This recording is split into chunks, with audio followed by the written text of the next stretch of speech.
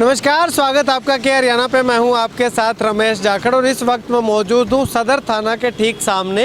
यहां पे आने का मेरा खास मकसद क्या है कि बहुत चर्चित केस हो चुका है मोनू का मर्डर केस उसको हम कह सकते हैं, मोनू का सुसाइड केस हम उसको कह सकते हैं, क्योंकि दोनों ही तरह के अंदेशे जो हैं वो लगाए जा रहे हैं।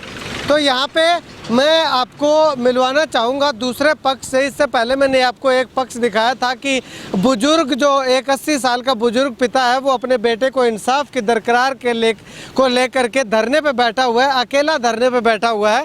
और जिन 10 से 11 लोगों के खिलाफ उन्होंने FIR करवाई है, शिकायत दी है और जिन पे एलिगेशन लगाए वो पूरे जो लोग हैं अपने गाँव के साथ, पंचायत के साथ जो है वो यहाँ पे पहुँचे हैं। तो सोचा कि क्यों ना एक बार इनसे भी बातचीत कर ली जाए कि आखिर इन पे जो आरोप लगे हैं, मर्डर करने के आरोप लगाए हैं, तो उन आरोपों पे ये क्या कुछ कहते हैं। इसके बाद पुलिस का क्या कुछ कहना है वो भी हम आपको बताएंगे। गोदिका गांव के सरपंच धर्मपाल मुंदरिया जी भी हमारे साथ हैं, उनसे भी बातचीत करेंगे कि मामले को वो किस नज़र से देखते हैं। चलिए सबसे पहले जिन पे आरोप लगाए उनसे बातचीत कर लेते हैं। सर, आप पे आरोप लगाया कि आपने अपने ही भाई के बेटे की जो डिग्गी में डाल करके हत्या कर दी। नहीं, अपने ही भाई के बेटे की नहीं। अच्छा, तो कौन है वो, आपका क्या लगता है? वो तो गांव में रहता था। अच्छा, गांव में रहता। हाँ, गांव में मोनू रहता था। 3-4 सालों से अकेला रहता था और माँ बाप से वो अलग रहता था। और मोनू आपके लगता क्या था, आपके भाई का बेटा? नहीं नहीं, मेरे भाई का बेटा नहीं था। अच्छा, ये वैसे ही गांव में रहता था, अड़ोस पड़ोस का था मतलब। अच्छा। तो वो कुछ टाइम, आज से 3-4 महीने पहले हमारे मजदूरी वगैरह करता था, ट्रैक्टर की काम की। ट्रैक्टर पे लगा हुआ था, लेकिन उसकी किसी के साथ कोई दुश्मनी नहीं थी और घर पे अकेला रहता था और बाहर अंदर ही खाना वगैरह खाता था। तो हमारे भी कई बार काम पे जाता था तो वहीं खाना खाता था और मजदूरी ले लेता था अपनी शाम को, उससे अपना टाइम पेट भरता था और टाइम पास करता था। मगर हमारी उसके साथ कोई दुश्मनी नहीं। उसने खुद ने सुसाइड कह लो, कुछ भी कह लो, डिग्गी में मरा हुआ मिला और हमारे को लोगों ने बताया कि उस डिग्गी में लाश तैर रही है। जब हम देखने गए वहाँ पे तो पुलिस भी वहाँ पे पहले से हमारे से पहले मौजूद थी, जो कि उसको निकाला गया। उस पर कोई चोट वगैरह नहीं थी। तो उसमें जो गांव के हिसाब से उसके साथ किसी के साथ कोई दुश्मनी नहीं थी, लेकिन माँ बाप से वो जो है लगभग मान के चलो कि अनबन तुर के ऊपर रहता था। वो शादीशुदा नहीं था, उसकी 30 साल की उम्र थी और घर के से उसको कुछ वगैरह नहीं दिया जाता था। ज़मीन वगैरह ठेका भी उसका भाई और बाप लेके आता था। बाकी जी वो सुसाइड किस कारण? आप पे एलिगेशन क्यों लगाए हैं उन्होंने? उसके परिवार के लोग हैं, उसके भाई हैं, पिताजी हैं, वो आप पे एलिगेशन लगाए? हाँ, हमारे पे जो एलिगेशन लगाए हैं वो आज से 25-30 साल पहले कुछ उनका दादे के साथ झंझट था। अच्छा। पारिवारिक मामला था, काफ़ी लंबे टाइम से पारिवारिक मामला चला आ रहा था। तो जो मेरे पे आरोप है या मेरे बेटे पे आरोप है वो ये है कि मेरे पिताजी सरपंच थे, 10 या 15 साल तक सरपंच रहे हैं। उसके बाद एक्स सरपंच के दौरान जब पंचायत होती थी तो वो मुखिया होने के नाते पंचायत में जाते थे, तो उस पर सिर्फ उसका विरोध करने के लिए। और उसके दादा ने जो ज़मीन हड़पने की बात करता है, ये लड़का उसका भाई हड़पने की बात करता है, तो उसके दादा ने जो ज़मीन दी है उसने अपने पोते को ज़मीन दी थी, जो कि उसका बड़ा पोता था, जो भवानी राम का बड़ा लड़का था। और भवानी राम के लड़के की जो बड़ा था रमेश कुमार, उसकी भी अपने बाप के साथ अनबन थी, उसको निकाल दिया गया था। लेकिन उसके दादा ने उसको जो हिस्सा होता था वो हिस्सा ही दिया था। आज जो उसके परदादे के नाम ज़मीन थी लगभग 21 या 22 एकड़, वही ज़मीन कायम है, जो कि फ़कीर चंद के 4 लड़के थे, उसका एक बेटा भवानी राम था। भवानी राम की हिस्से की जो ज़मीन आती थी वही ज़मीन आज भवानी राम के परिवार के पास कायम है, जो कि रमेश के पास है और बाकी भवानी राम या ओम प्रकाश के पास हो सकती है या भवानी राम के पास है। पूरी की पूरी 5.25 किलो ज़मीन कायम है। सब झूठा ये आरोप लगा रहा है जो सरासर गलत है, 101% गलत है। चलिए, एक यहाँ पे 10-11 लोगों के खिलाफ जो है वो शिकायत दी गई है, उन पे आरोप लगाए गए हैं, लेकिन उनमें से कुछ एक लोगों से मैं बातचीत करूँगा। सर, आप पे भी आरोप लगे हैं कि मर्डर में आपका भी हाथ है, तो आप पे जो आरोप लगे उस पर क्या कुछ कहना चाहेंगे और आप पे आरोप लगने का कारण आप क्या मानते हैं? आरोप लगने का कारण तो यही है कि जो ज़मीनी विवाद जो पुराना चल रहा था इनका आपस में, तो हमारे पिताजी एक मोजीज आदमी के तौर पर पंचायत में बैठते थे, तो उसी वजह से ये रंजिश रखने लग गया। हमारा 20-25 साल से इसके साथ कोई लेना देना नहीं है। अच्छा। हमारा ना इसके साथ कोई ब्याह शादी में आना जाना, घर पारिवारिक तौर से हमारे से अलग था ये, हमारा इसके साथ कोई संबंध नहीं था। ना कभी हमारे साथ मोनू ने कभी कोई राम रमी करी, ना हमने उनके साथ बोलचाल नहीं था। अच्छा, बस ये गलत आरोप लगाए हैं इसने, झूठे, पता नहीं किस मंशा से लगाए हैं, ये वही जानता है। तो मर्डर के आप पे आरोप लगे हैं, उन पे आप क्या कहना चाहेंगे? झूठे हैं? बिल्कुल सरासर झूठे हैं। तो हमारा परिवार था, हमारा बच्चा था, हमें उस चीज़ का दर्द है उसके जाने का। आरोप लगाए हैं जो इतने सब गलत लगाए हैं इसने सभी पे। चलिए, गांव के सरपंच जो है वो सांझे होते हैं। सरपंच साहब यहाँ पे इनके साथ पहुँचे हुए हैं, उनसे बातचीत करते हैं। सरपंच साहब, एक पक्ष कह रहा है कि हमारे बच्चे को मार दिया गया, दूसरे पक्ष पे आरोप लगा रहा है, लेकिन दूसरा पक्ष ये कह रहा है कि उन्होंने किसी की हत्या नहीं की, उन पे आरोप जो लगाए जा रहे हैं वो बेबुनियाद हैं।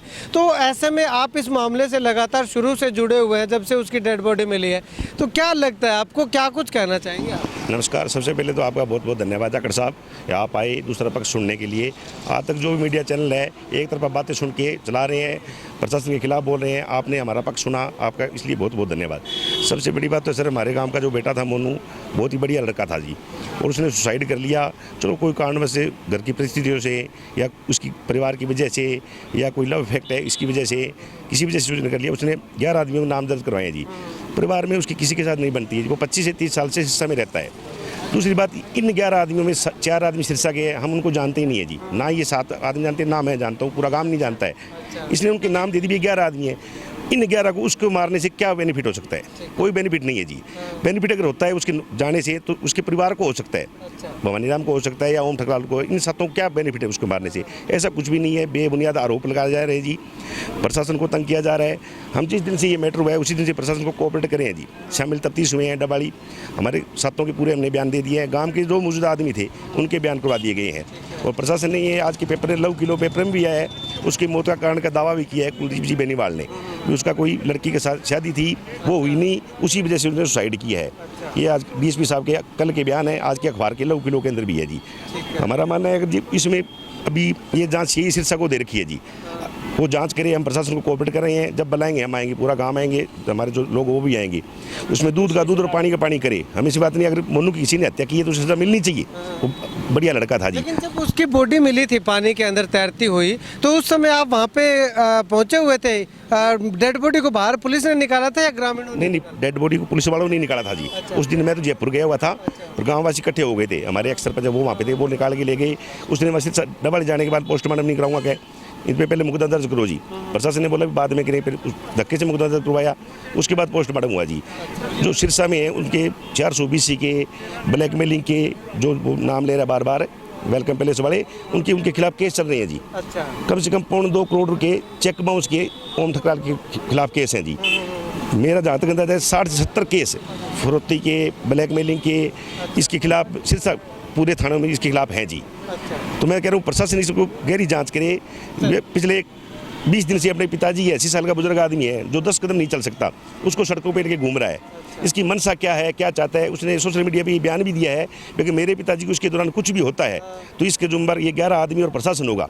भी पता नहीं उसके दिमाग में क्या मंशा चल रही है, हमें तो उसकी नीयत अच्छी नहीं लग रही है। बहुत बहुत शुक्रिया। आप क्या कुछ कहना चाहेंगे, क्या लगता है आपको? और बिल्कुल झूठा मुकदमा है, कोई अंगुली में कोई चीज़ काढ़ी नहीं है, सिर्फ परिवार की कलेल है। जब आपका परिवार में दुखी हो गई, वो आत्महत्या करी है, कोई हत्या नहीं हुई है, आत्महत्या है।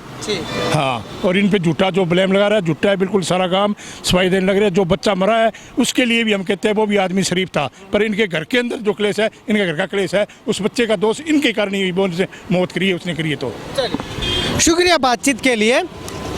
यहाँ पे एक ये तस्वीर देखिएगा आप, इस तस्वीर में डीएसपी डवाली जो है कुलदीप बेनीवाल जी, उन्होंने दावा किया है कि प्रेम प्रसंग के चलते उसने आत्महत्या की थी, क्योंकि इसमें पूरी डिटेल जो है वो दी हुई है कि किसी युवती के साथ प्रेम प्रसंग चल रहा था, उसकी शादी कहीं और होने के कारण वो हताश हो गया था, तो इस कारण से उसने जो है वो आत्महत्या कर ली। तो ये तस्वीर आपने देखी है, एक अखबार की कटिंग है और उस कटिंग में डीएसपी साहब ने दावा किया है।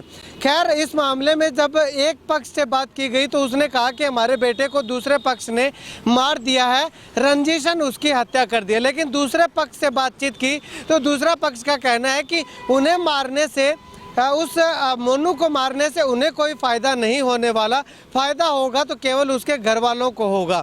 खैर, दोनों ने एक दूसरे पर आरोप लगाए हैं और एक दूसरे के आरोपों को निराधार बताया है। इस मामले में जब पुलिस से बातचीत की गई तो पुलिस का साफ तौर पे कहना है कि इस मामले की जांच जो है वो निष्पक्षता से की जा रही है। जो तथ्य इस जांच में आगे सामने आते हैं उस आधार पे आगे की कार्रवाई की जा रही है। हालांकि अभी तक गिरफ्तारी जो है वो नहीं हो पाई है, लेकिन पूछताछ के लिए पुलिस ने कुछ लोगों को ज़रूर बुलाया था, उनसे पूछताछ करके और उनको छोड़ दिया गया है। उसके बाद पूछताछ में जो तथ्य सामने आए उसके आधार पे आगामी कार्रवाई जो वो लगातार जारी है। पुलिस का कहना है कि उनका एक मकसद है, मोटो है कि किसी को बिना वजह के परेशानी ना हो, कोई बेवजह इस कत्ल के झूठे आरोप में ना फंस जाए। ऐसे में फूंक फूंक के कदम रखना पुलिस का दायित्व बनता है, पुलिस का फर्ज बनता है। तो आने वाले समय में जो भी दोषी होगा, अगर उसका मर्डर वाकई में हुआ है तो पुलिस उसको ढूंढ निकालेगी किसने मर्डर किया है। अगर आत्महत्या की है तो आत्महत्या के कारणों का भी खुलासा करने के बाद ही पुलिस जो है वो इस मामले को सोल्ड आउट करने का प्रयास करेगी। तो ऐसे में दोनों पक्षों से हमने आपको मिलवाया। आपको क्या लगता है? गांव के सरपंच से भी हमने आपको मिलवाया। तो चारों पक्षों को सुनने के बाद आप किस नतीजे पे पहुंचे हैं, कमेंट करके आप भी बताइएगा। और आपको क्या लगता है कि क्या ये हत्या है या फिर आत्महत्या है, ये भी आप कमेंट सेक्शन में ज़रूर बताइएगा। कैमरा सहयोगी संपत के साथ रमेश जाखड़ के हरियाणा।